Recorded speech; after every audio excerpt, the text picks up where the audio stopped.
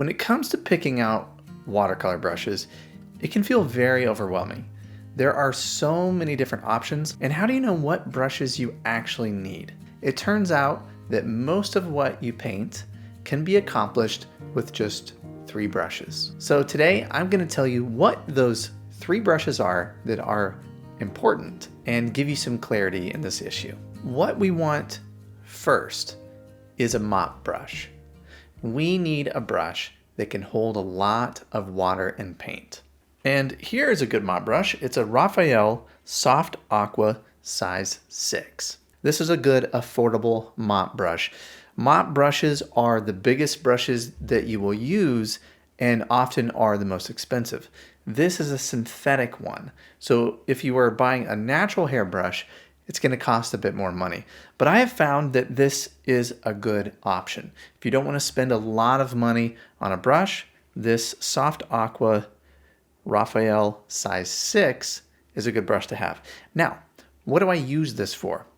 When I am painting a scene, at the beginning of my process, I need to think about covering up most of the paper, right? Just toning the paper, getting that first wash in, establishing the light colors around the scene. So in this painting here, I used a mop brush to lay in the value for the sky, to lay in the light value for the water, the light value for these things here in the background, and then the light values here on the path.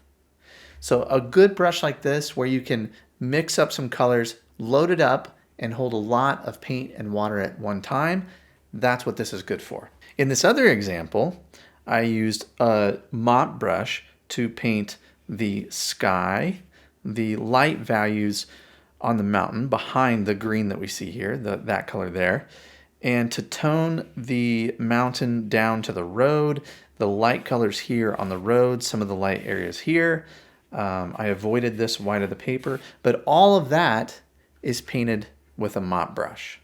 Now in this scene here, I'm using a mop brush to paint the sky, to drop in a little bit of these clouds here, to paint the light tone underneath the water, and to paint the light tone of the beach. So that is the first brush that is essential, is we need a good mop brush. Now, after you've laid in that first initial wash, what comes next? Well, that is when we need a medium-sized brush. And this one here is a silver black velvet size 16. This is a blend of natural hair and synthetic. But these are good, reasonably affordable brushes that can hold a decent amount of paint and water. Now, when we move into the second phase of the painting, we are painting the middle values, the large connected shape of the scene.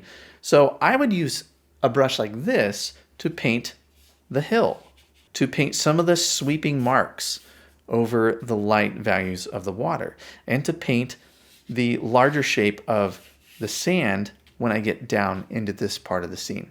I used a middle-sized brush to paint the trees here, to paint the connected shadow shape, and to paint all of the green on top of the lighter values of the mountain that I dropped in.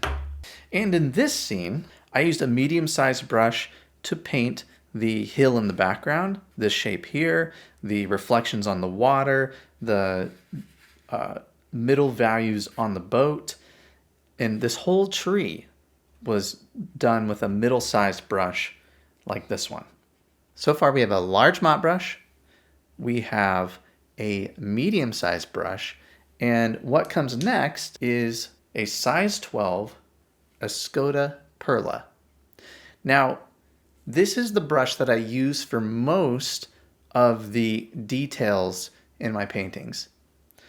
And what I like about this brush is it's a size 12, so it's not really tiny, but it comes to a very sharp point. So it's really good for details on figures, for details on the boat, these poles on the light pole, any fine detail work.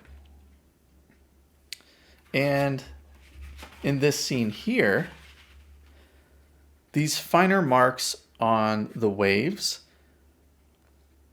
This darker bit of reflection, some of the detail here on the sand, that's all done with a brush like this.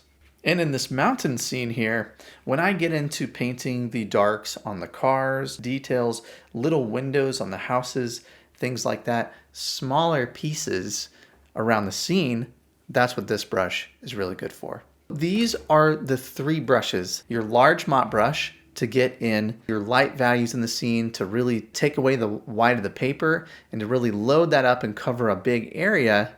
I would want something like this. Now, and then when you get into the middle values and some of the shapes that really start to define your painting, you need a middle-sized brush.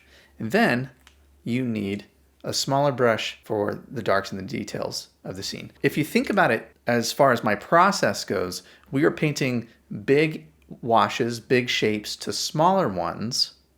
We are painting more abstractly to more defined and more detail work. The brushes go in that same way. A mop for more, for laying in light values, the middle value brush to get the shapes, the big shapes of the scene, and then finally something to add in all the details.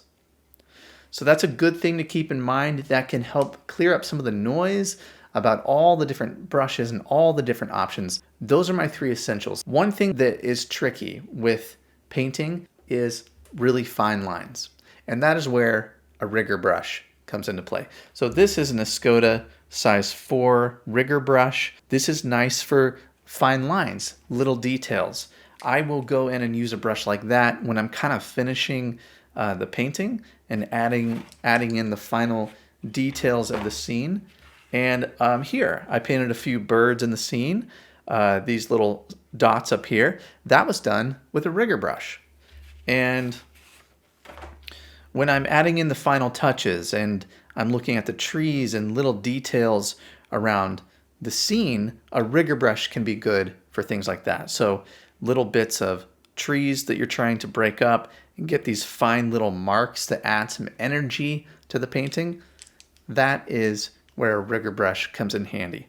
Not to mention, if you're doing a street scene and you need power lines, if you are painting a boat and you need rigging, things like that, you'll need a little rigger brush.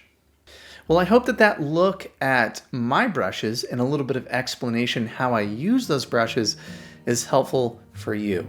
If you have questions about my approach to painting and would like to know more about my process, take a look at this. Have you ever been really excited about a painting and you get all set up, you find that right reference that you're excited about, and then it's time to go and you feel lost? I have a free resource that I want to give to you today that can help with these problems.